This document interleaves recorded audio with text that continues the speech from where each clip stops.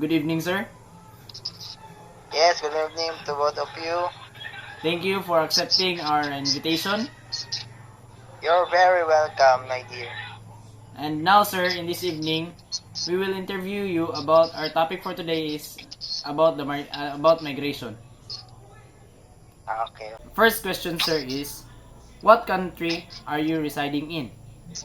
I'm currently at Ontario, Canada. Thank you, sir. How long have Yes. you resided in that country? Almost 5 years. Next is go. What significant differences did you experience regarding culture, work ethics, and environment, standard of living, and family orientation?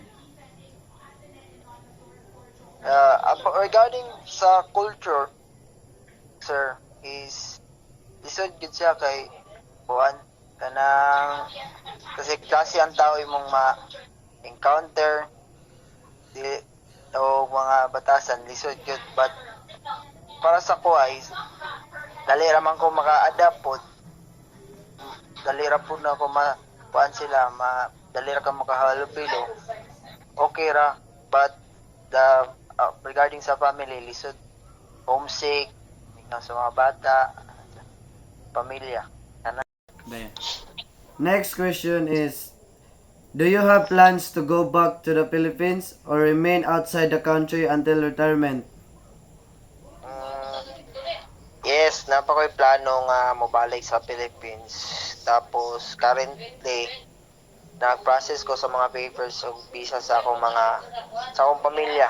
Kay pon makabalik ko Pinas, dalo na ko sila dire din. Dire na may magpuyo then kanang plan po na ko dire na mag-retire sa akong work.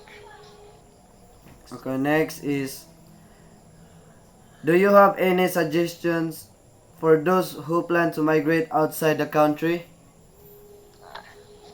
Suggest ako nila if plano sila og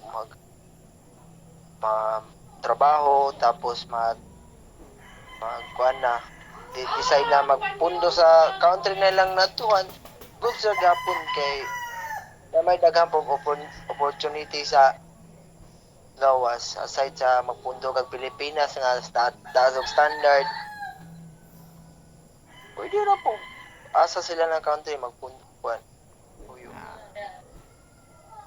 Thank you. Thank you for your wonderful answer, sir. And again, sir, thank you for accepting our invitation. And thank you and good evening. Thank you, You're sir. welcome.